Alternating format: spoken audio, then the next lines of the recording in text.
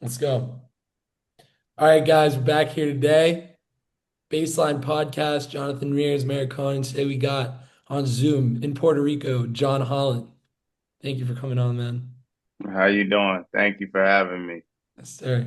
So we'll just give a little background on John from the Bronx, Quixote de la Bronx, right?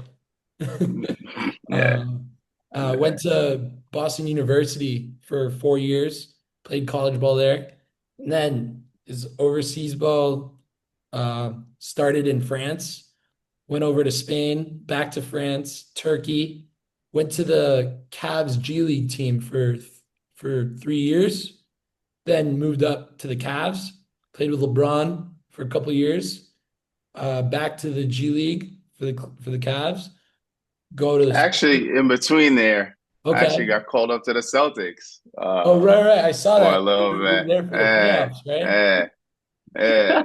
That was a Yes. good little, yeah. Was in Good. Boston for a Jump in. That was a little. Jump little highlight. in. It was a highlight. And We'll get then to it it. was Prague, right? After the Spurs. No, I went to, Puerto Rico, I Puerto Rico. think, the Puerto Rico and the Philippines, And and then it was then Israel, Jerusalem. Yeah, right? and then And Russia, Jerusalem and Russia and Russia again. Turkey. Another war, uh, and Right. then Turkey, So you've been and So through then all of it. yeah, yeah, I'll tell you a little about what we do here, the Baseline Podcast. We've gone on for 3 seasons now. What we do is we want to give a voice to overseas basketball players here in Israel, but now also just abroad. We came here, we go to school here. We came here and realized that there's such a love for the sport here in Israel, and that's all covers all of Europe and other places as well. And we felt that we needed a platform for athletes to be able to talk about their experiences. What's it like being so far away from home? As there's like a new generation of hoopers that are going to understand that going overseas is like a real option and real people do it and have real experiences with culture and basketball and everything. So what we've been doing for, a long time now, well, long time, 6 months feels like a long time, is bringing stories into the light, talking to players who have a lot of experience, like yourself, who's been all over the world, like we just went through.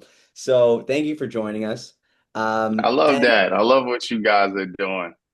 thank you. You interviewed a few of my friends, so I That's good. appreciate that. That's good. Yeah. That's what we want to do. And I like to start these interviews really just asking like whoever the guest is, in your case, John, talking about basketball in your family. Because I know that your dad played at Iona, and that's got to be a Yeah. big influence on your basketball view and how you kind of got into it at the beginning. So we'll cover.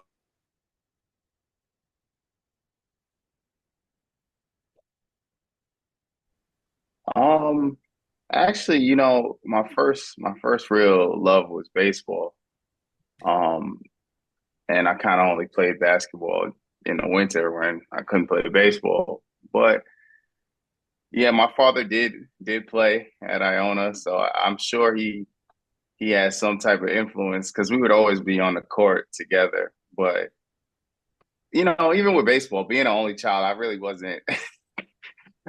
I never wanted to go out for any teams or anything. I was just cool playing with my parents or out in the street.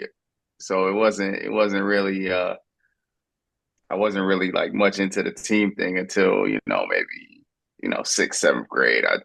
He made me join a team, baseball team, basketball team, and stuff like that. So that's really how it started. But really, all the credit to him because he put me in that direction, I guess, with sports. So Were uh, you things you yeah. learned from him that kind of like helped you on later in your career that Oh, you still kept to as your plan as like, that's how I was raised? I mean, he's more of a scholar than a basketball player. He actually went to Columbia. So after that, for grad school for journalism, he's like he taught me more about life than basketball. But he's been influential. I guess the lessons can translate through any sport. Just into life. And I appreciate him, honestly. He's one of my biggest fans, him and my mom, my family. So, I know they're always watching. He's always there to give some type of critique or comment about, me not doing something or doing something. How fathers are. They kind of they always trying to improve your game. So I appreciate him. Right. And growing up in the Bronx, how is the high school ball like? And then ultimately ending up choosing to go to Boston University. Why don't you walk us through that process? Oh, well,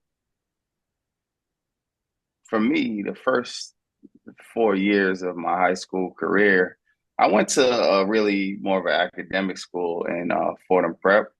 I don't know if you're familiar with the New York CHSAA basketball scene, but Fordham Prep is not generally, known as like a powerhouse. Back in my time, it was, Rice, St. Raymond's.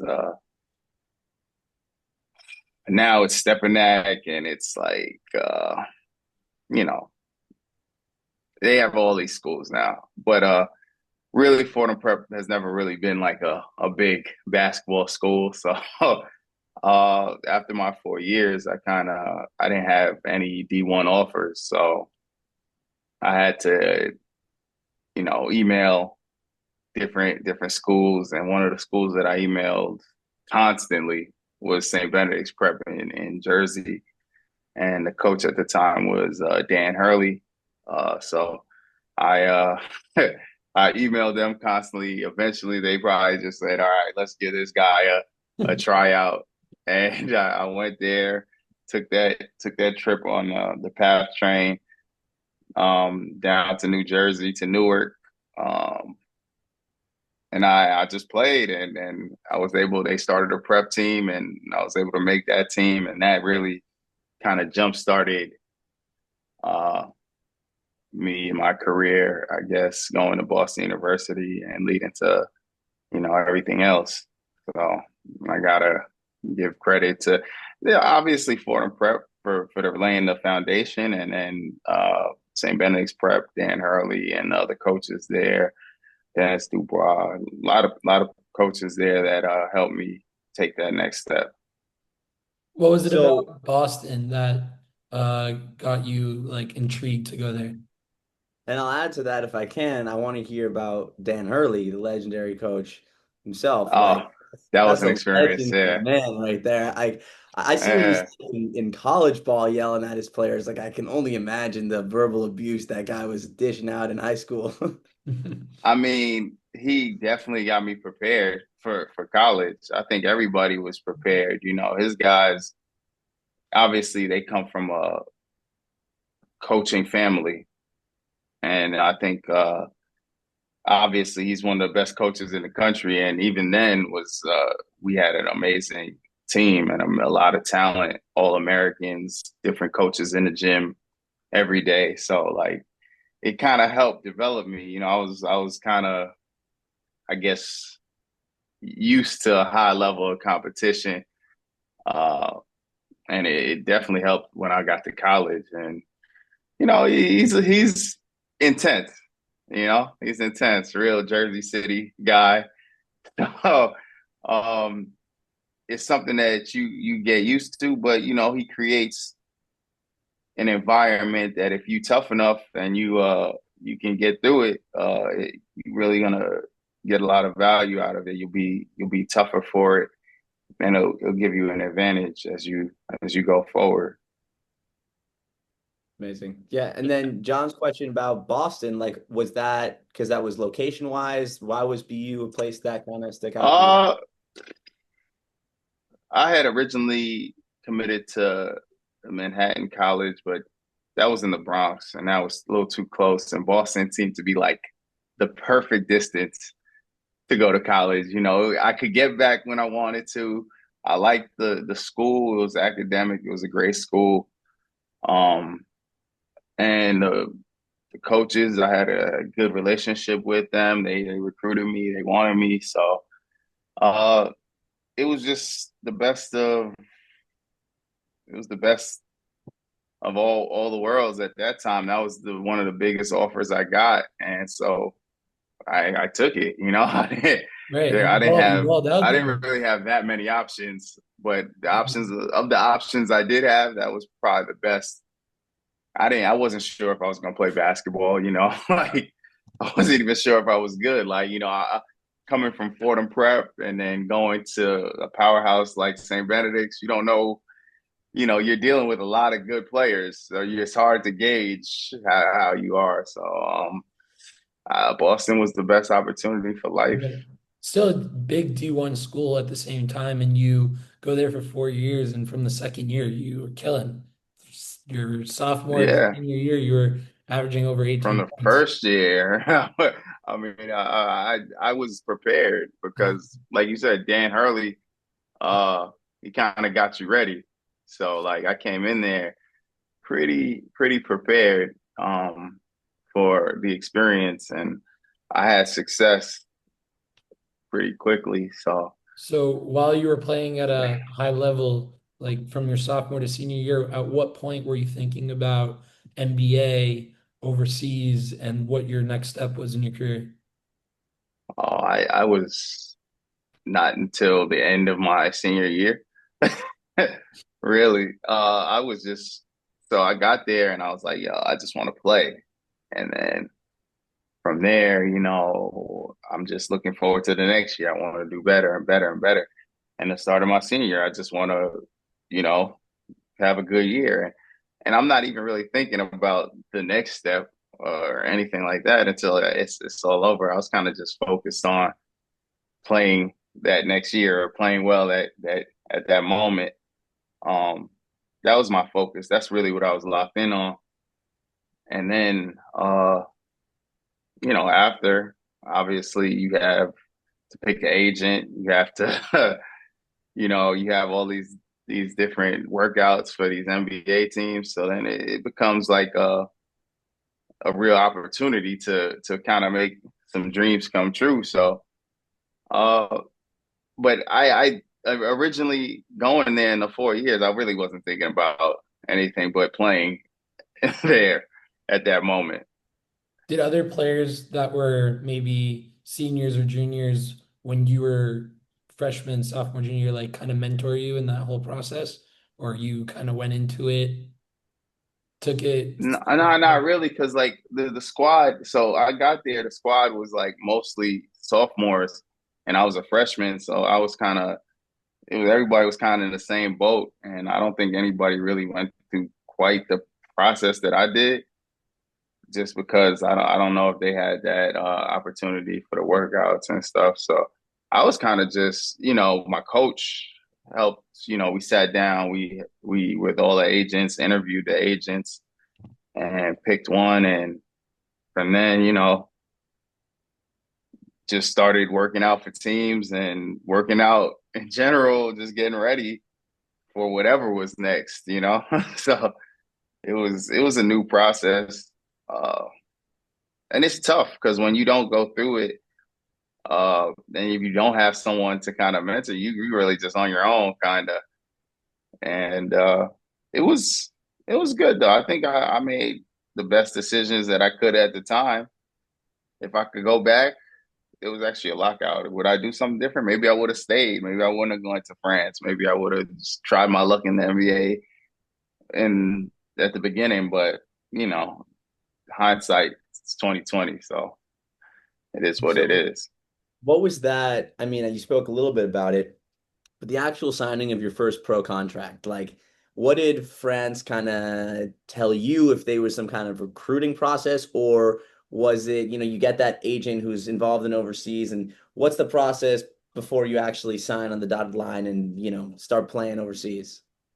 So I ended up signing actually with Wasserman, which is I think an Israeli agency, right? Um, I ended up signing with them, but it ended up being a situation where I got this offer. This is a good offer. I was fortunate. I went to this thing, this that seniors have called Portsmouth Invitational Tournament. It's Right. a tournament that the top seniors go to. I did pretty well in that tournament, so I had some offers. And probably the thing that made me go, they had another dude on the team from the Bronx, Andre Barrett, and he's like a legend in the Bronx, or actually in high school basketball. I don't know if you ever heard of him, but actually, he's just like in the New York culture, New York street ball, actually basketball culture. He's one of the point guards, this dude Andre. He was on the team, so I had always kind of looked up to him and heard his name, and then I had a chance to play with him, and then they were offering good money as French Pro A. So I could wait for the lockout to be over, or I could just go over and sign. And I just decided to go over, start my career. Um, and it was a good experience. I mean, I did well, so that kind of And jump what was started those everything. what was those first 4 years like? You went France, Spain, France, Turkey before coming to back to America. Uh So what were those first few years like overseas? those first 4 years, I would say they were pretty frustrating because I felt as though I never gave myself a real chance to get to the NBA. Like I was always kind of deferring for whatever reason, whether it be a lockout, more money, more situation, better situation. Like it was always something that kind of prevented me from actually giving the NBA like a solid shot. And so it was good, but I always ended up feeling kind of frustrated. Like I still had not even the goal of making the NBA. It was the goal of trying, like, of feeling like I could play in the NBA and not even having the opportunity to try, because I was just overseas and that was where I was playing. So that kind of always nagged me, and it bothered me because it was getting to a point where like I'm keep going. You go for this amount of money or that amount of money, and like eventually, when I'm playing, it's at the end of the year. I'm kind of like it's a long season, and I always have something inside of me. I always had something inside of me that felt like I didn't give myself the proper opportunity that I think I deserved because I thought I could always play in the NBA. I knew I could play in the NBA. And from there you go to the charge for 3 years, right? And you Yeah, yeah. do the G League route. So talk us through that. You gave yourself a chance and you actually did make the Cavs team. Yeah, yeah, no, yeah, exactly. So it started out, I said, like, you know what, no matter what this year, I'm not gonna go overseas. Like, it's not gonna happen. Like, I refuse to go over. And so I I stuck to that, and I said I wanted to go with the charge. And um I think I got to the charge maybe October-ish. I remember at my I remember, my roommate, it was Quinn Cook. And um we would always just be talking the whole season, what are they looking for? Like, what do you have to do to get out of the G League, Like, do you want to play the right way? Do you have to score? Like, what's the secret? Like, what are these teams looking for? And I remember we were in the playoffs and we were playing Boston's G League team, the main Red Claws. And you know, at that point, it's the playoffs in the G League. So I'm over the fact, like I'm like kind of settled on the fact that I might not get a call up, whatever. Let's just try and win this championship. And we had a really good team. And so we played the main Red Claws. We played them, and I played really well for those two games. We beat them, And then my agent calls me and like the Boston Celtics want to call you up, and it's like kind of crazy because I'm in the middle of this playoff run, so it's a bittersweet kind of thing because it's like I went through this whole season with these guys, and we just won a round of the playoffs, and now I have to just leave. Beating the Celtics. Yeah, beating the Celtics G League team. Go to the Celtics where I went to.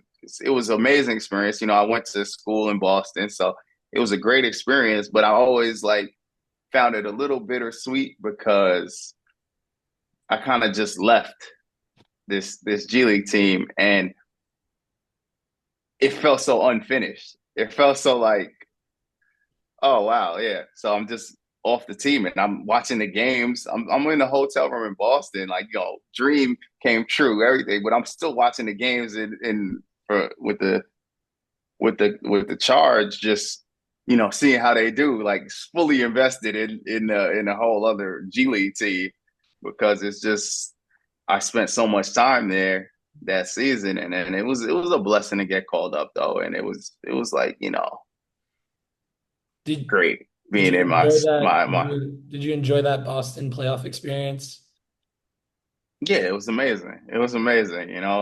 Got to be around, Isaiah Thomas, all the players, Boston Bob, Brad Stevens. It was one of those experiences, that was amazing.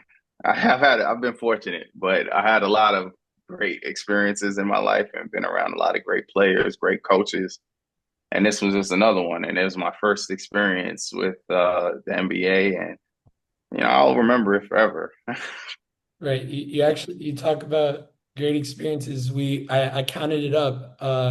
We counted 57 playoff games in your career. Yeah. Wow. So It's pretty nice. That's pretty nice. Yeah, let's do it. So you get called up by the Celtics. My question to that is tell us a little bit about how that works. If you're part of the Cavs G League team, the Celtics kind of have access to any pool of players that they're able to call up. Or I had previously thought it was just the Cavs. So let us know how that process works. And did you ever get told that that was a possibility? Um, I guess that they basically just, I guess they saw me play, and they knew I maybe probably was from, like, went to school out there. I guess they had been following me. Honestly, I was hoping the Cavs were gonna call me up. They ended up winning that year, You would have. but they had, I guess I couldn't wait on them basically to call me up. So my agent told me about the opportunity, and they did it. So then I did it. I said, yeah, So tell for us sure. about that adjustment. You go from D1 playing overseas, come back to the G League. All of a sudden, before you know it, you're shipped on a plane or, however you got to where the Celtics are playing now in the playoffs. So you finally have that. Yeah, yeah, no, it's crazy. It's like you just leave, you pack up everything that you had for the whole, I went to Canton at that time. They were the Canton Charge, and you just pack it all up one day, basically. Like we're out of here, and I took a plane to Boston, and got picked up. Got to the hotel, got a car. And went to practice. It was crazy. I think they had a game that day actually, and went to the game.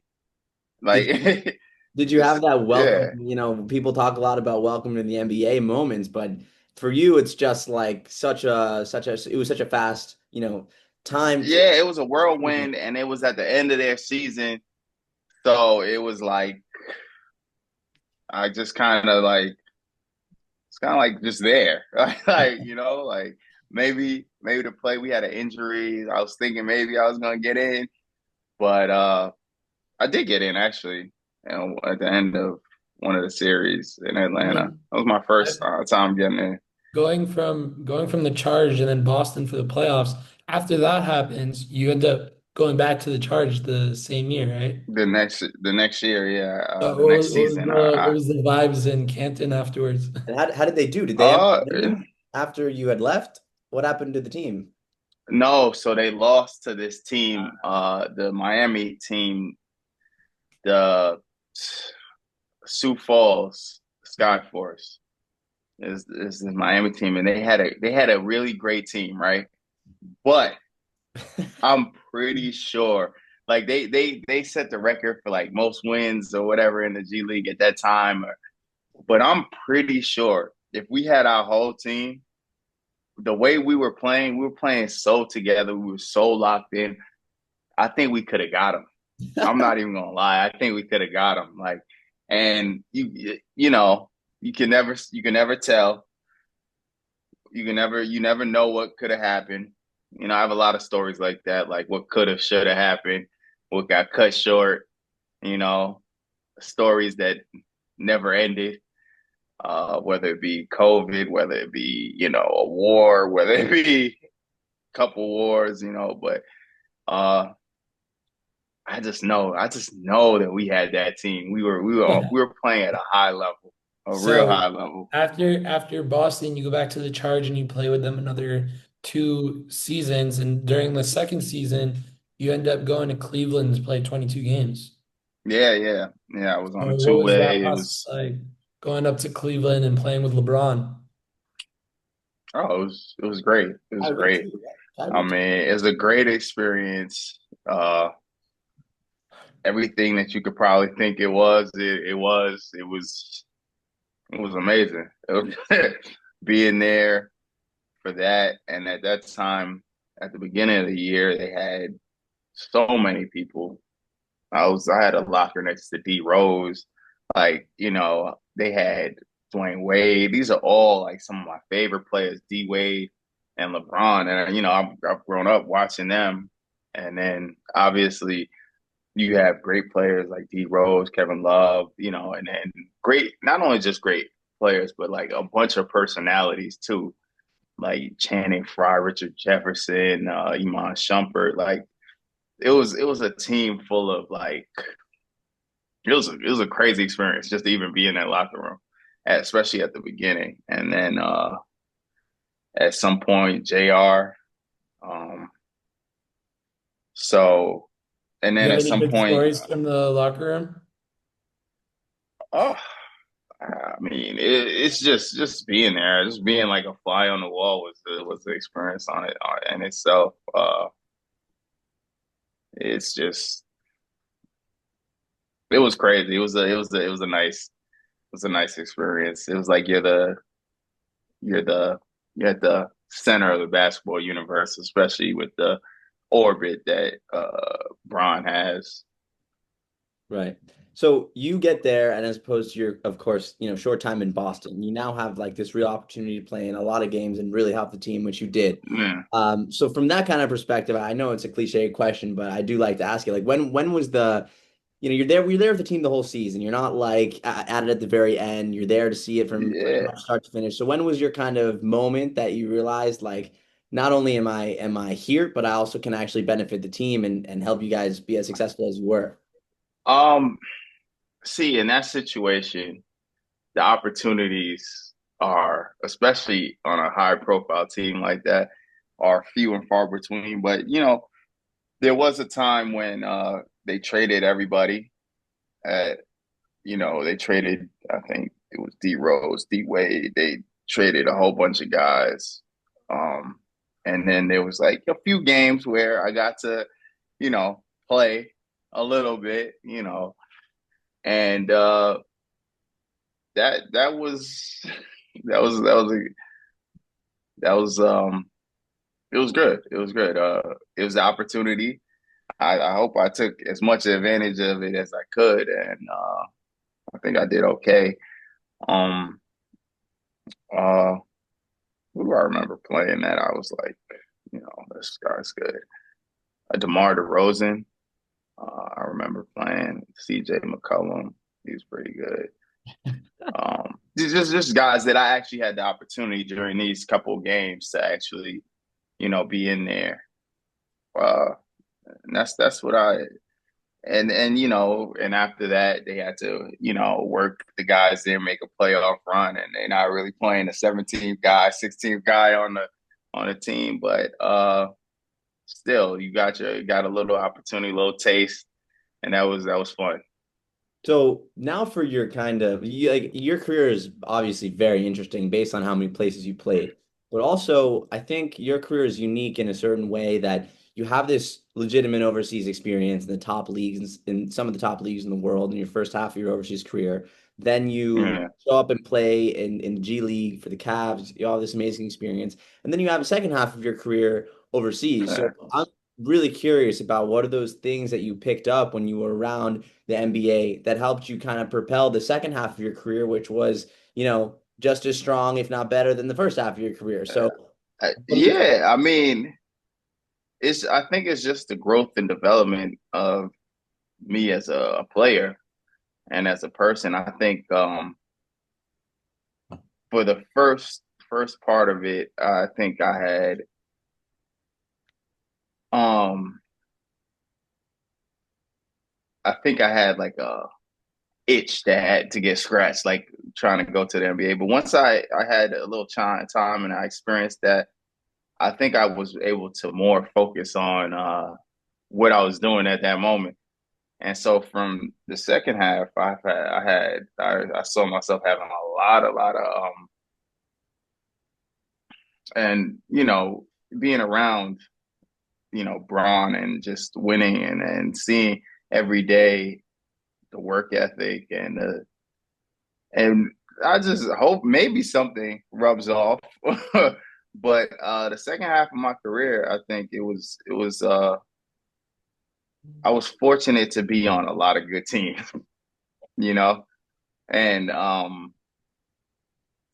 lot of teams that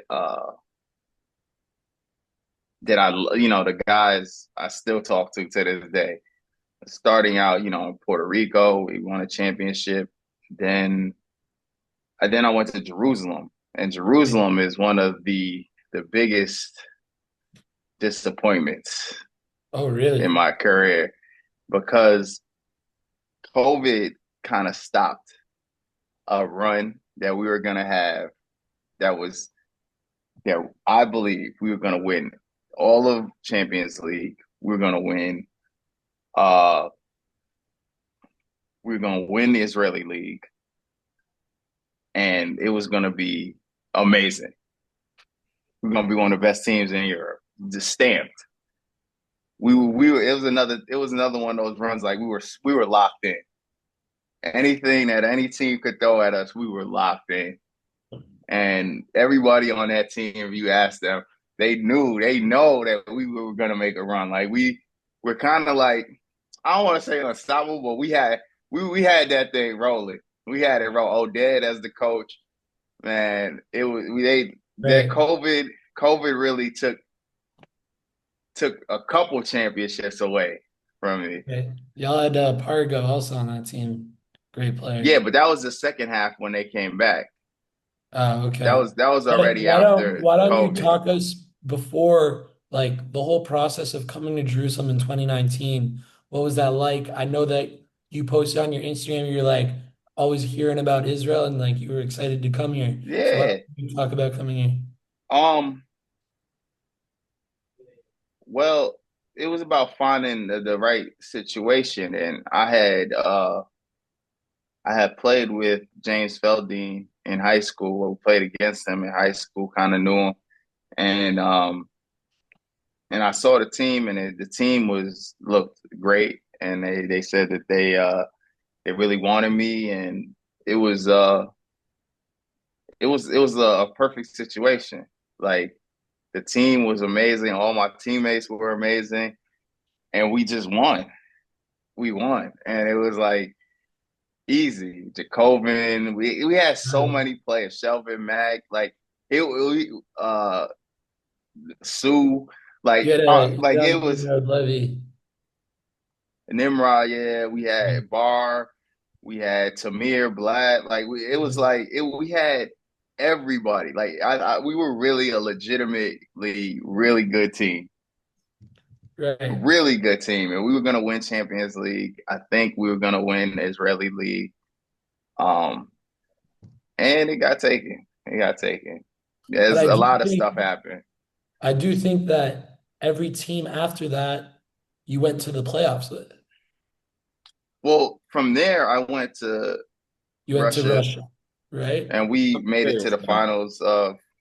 because Yeah, I I know mean, a lot about actually, I Russia. went to the finals of Euro Cup back to back 2 years in a row after that. So Right. once with Russia, um, which was another team that was an amazing team. Love that team too. Uh, I've been fortunate. I just look back sometimes on my career, and I really am thankful that I was fortunate enough to play with such great players, such great people, great personalities, and had so much fun during these seasons. Because, sometimes seasons can be hard or difficult, and they always are. They always have ups and downs, but I'm just so grateful. I've been fortunate. I've been playing with some great guys, and it's always been love, and it's always been a great experience, especially that during this time, like after, uh, yeah. So nah, that Kazan team made it. We made it to the finals of Euro Cup, and we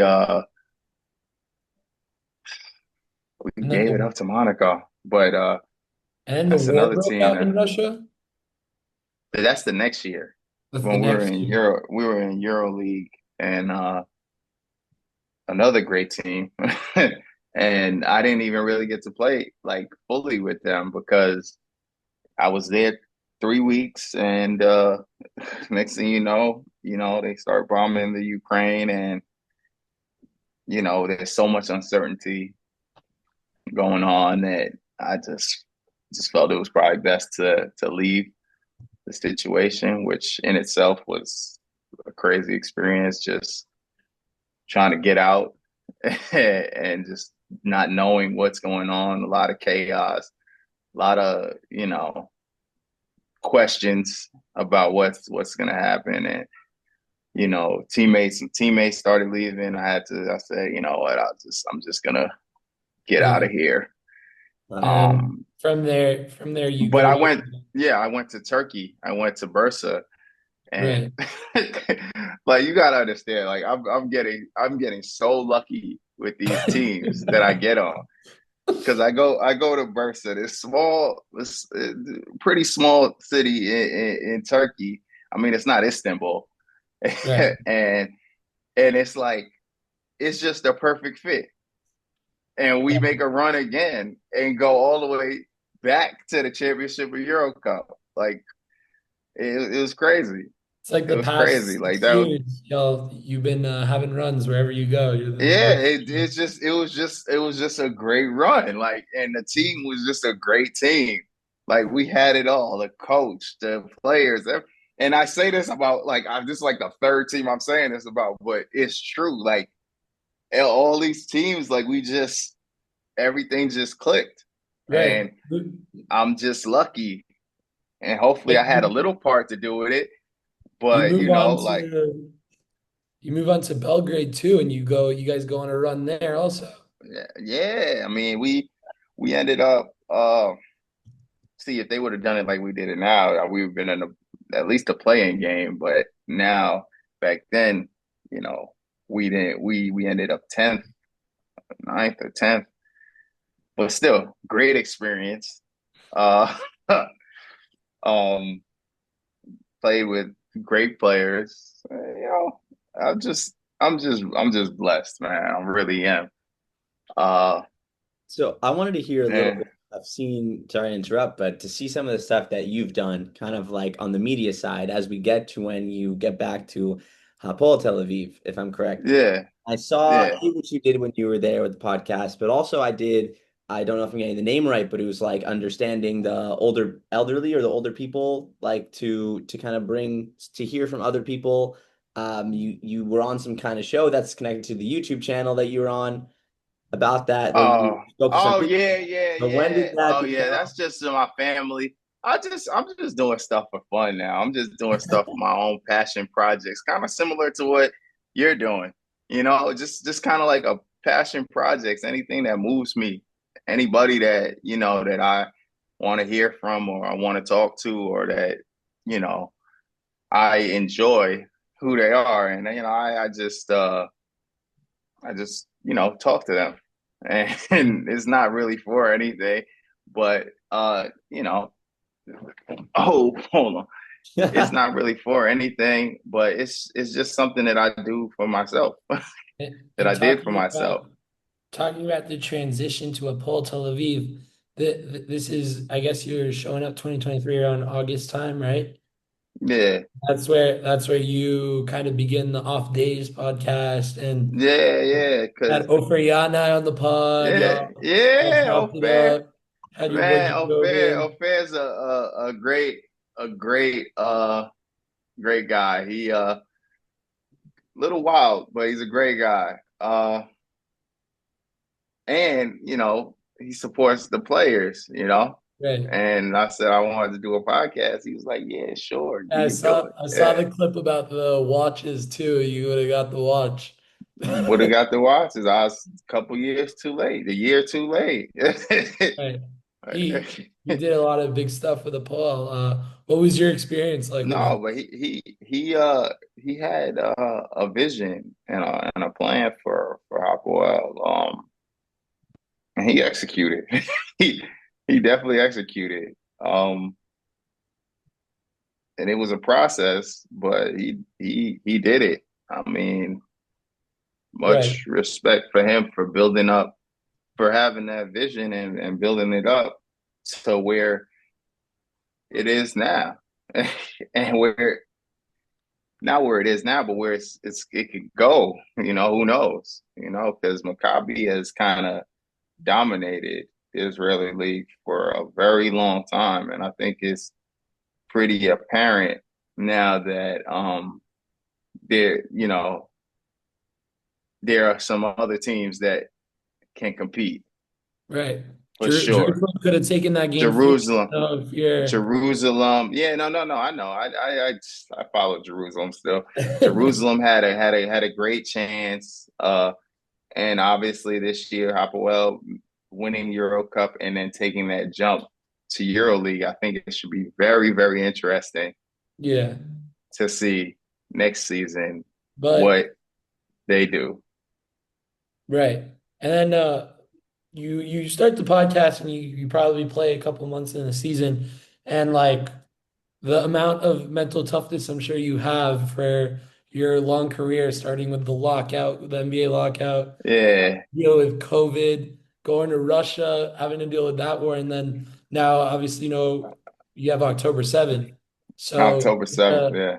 as an American Puerto Rican guy traveling the world playing professional basketball, coming to Israel and playing on a great team that you want to be a part of, and then that happens. Yeah. What was kind of your reaction to that? I mean, it was like kind of just like another thing. Unfortunately, I'm kind of used to like stuff like used to stuff like this happening, but at that point I'm kind of like, damn, this is just another obstacle or something, like, and you know what? It kind of opened up my eyes a little bit because a lot of times like I'm not gonna say I'm politically unaware, but I'm kind of like detached from it. And this is regardless of where I'm going. Like, you know what I'm saying? And it should have maybe opened my eyes in first war, or and this is conflicts that have been going on for years. But it's very easy for players to kind of just overlook stuff and not really look into what's really happening and what's going on. And I think this was like a time as I look back, not maybe not even in the moment, but as I look back, like, wow, like there's a lot going on here in this area, in this region. Like, maybe I should like pay more attention to what's happening. And I don't think I did that enough in during my career. Just because, it's a situation where, I mean, for me and probably for a lot of basketball players, that basketball is really the only thing that matters. Um, uh, and throughout your career, I think if you're aware and if you're looking around, and life happens and you get older, and then basketball kind of becomes lower and lower on the list of important things as your family grows, as different things happen in your life. You start to understand the things that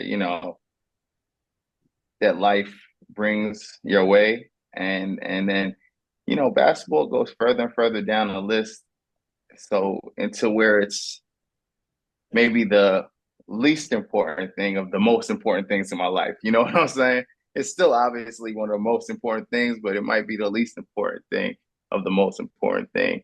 Not that I didn't care about my family and stuff before, but like basketball Yeah, was no at the doubt. top. Like, Yeah, yeah. like basketball was like, all right, yeah, I love my family, of course, but basketball is everything.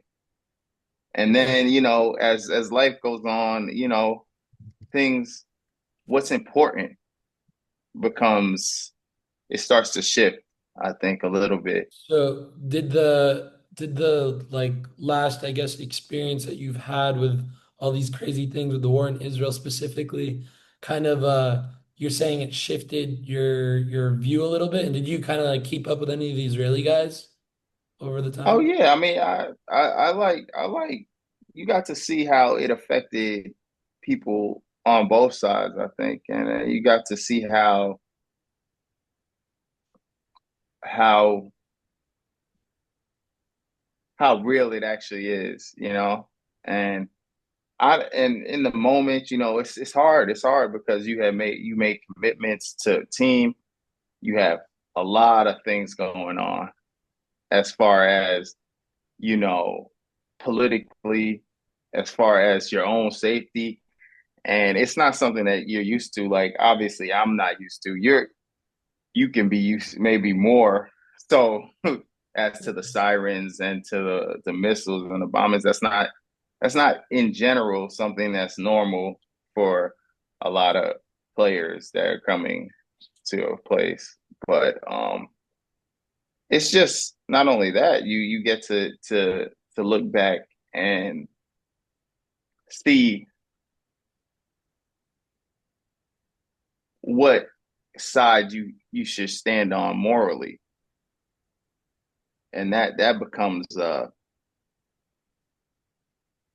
sort of a fight Yeah, that you might have with the yourself.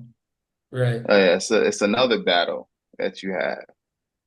So, So it's a lot of factors that no, go yeah, it's into. definitely it's a lot, but it's crazy. You definitely had to deal with a lot going through all these different countries, but we talked about your Puerto Rican, and you actually played for the Puerto Rican national team a couple times.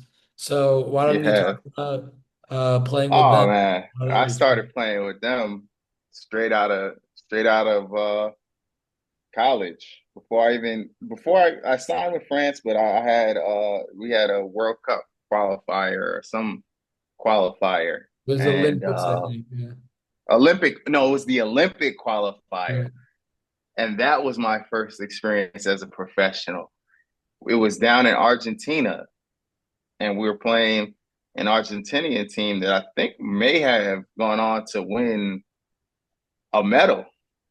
Like, this is Manu Ginobili and Luis Scola and one of the classic Argentinian teams, and that was my first experience as a like really as a professional, being like, wow, I'm here, I'm guarding I'm guarding Manu Ginobili right now. Like, this is crazy.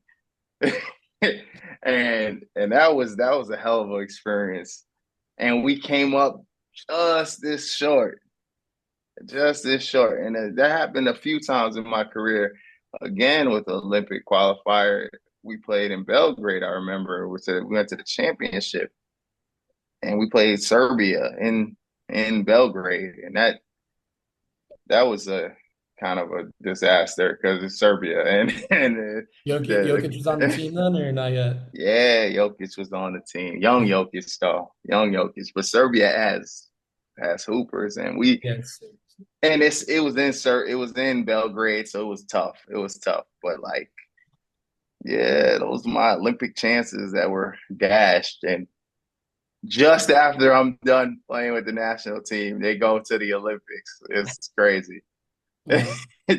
That, It was crazy. that It is, was bitter. It was bittersweet, like because I still played. I had played the World Cup the year before with them, and then this year, the next year, they go to the Olympics, and it's like you're so happy for the guys, and you just think like, damn, they're living out the dream. I never really got to do the Olympics, but it's good to see those guys succeed, and Right. I'm always happy for all my teammates and the country because obviously we're all together. We're all like obviously as we're A supporting each other. big Puerto Rican guy like is Tremont Waters. Yeah, That's what he yeah, did in yeah, Boston. yeah, for sure, for sure. Yeah, Yeah. exactly, exactly. So he has his time in Boston, and great player, great Yeah, player. he's tough. He's tough. Very tough, very tough. so I just want to say, Hopefully shout out to him, prayers for him, make a good recovery. I think he got hurt, so he should hopefully be back this next season. Right. yeah, not everyone we get to interview has this experience of overseas, NBA, World No, Cup. I basketball. listen, I played on every level Yeah. that you could probably play on, play basketball. So I Yeah, have a but lot of experience, a lot of I knowledge think I when it think comes to that. I think what's really cool is that also you're not just an athlete, you also are a student, and we I saw that you did the Harvard Business Oh School. yeah, yeah, that was a great Uh, experience. That was another great yeah. experience. Yeah, I was just trying to take advantage of all the programs that the NBA had to offer at that time.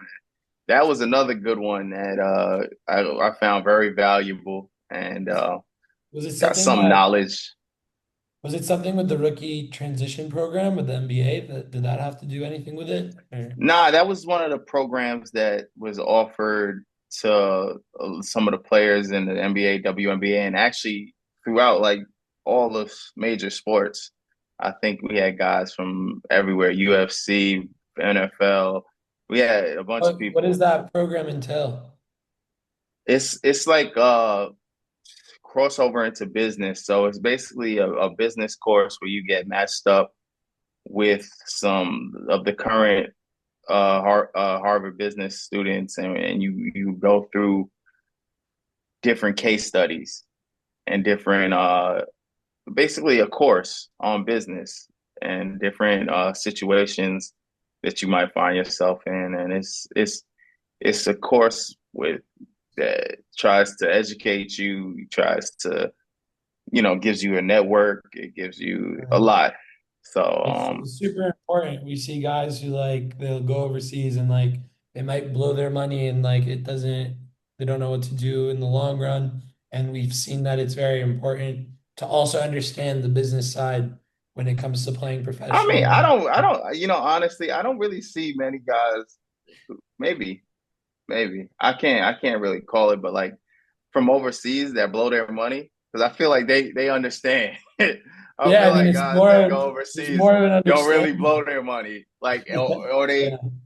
they understand that a little better. Maybe in the NBA because that life is I do think not that real. It's I just do think it's. that there's just like a management aspect of like managing your money that like Mhm. you do have guys overseas who handle their money effectively and you have guys that don't. And it's just there's a broad spectrum of it. Yeah, But but also, I think the pressures overseas are less yeah, than in the NBA. Like I mean, in the NBA, getting a different life. it's a lifestyle. It's a different Yeah. lifestyle. It's like it's very easy to spend money and get caught up into like different things. Yeah, man. Overseas, like First you can wear girlfriend the needs a car, same thing. second girlfriend needs a car, and your third girlfriend needs a car. Everything's okay.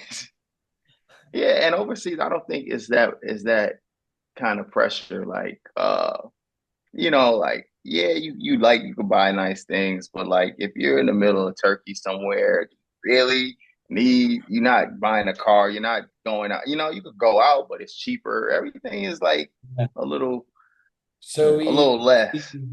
we just have a few minutes left. So I wanna just hear, maybe you can give, we have like a bunch of younger hoopers now that are getting into the overseas basketball, like some of the guys that have been listening, their first year, second year players making their way up. And Yeah. what's some advice that you might give to a younger player coming up playing professional basketball? Oh, just keep grinding. Uh, keep following your heart and keep the passion and it's a grind. It's a grind. I'm not gonna lie. I can't lie to anybody and say it's always gonna be easy. Um, and can't lie and say like I came from the bottom. I don't think I came from the. I don't think I've ever really had like a really bad situation. I've been fortunate, but I've heard of situations. It's rough.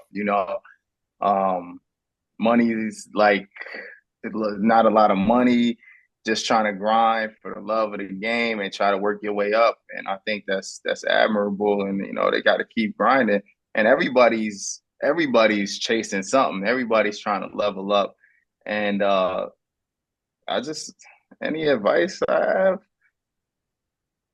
keep going, keep going, stick with it, and believe in yourself.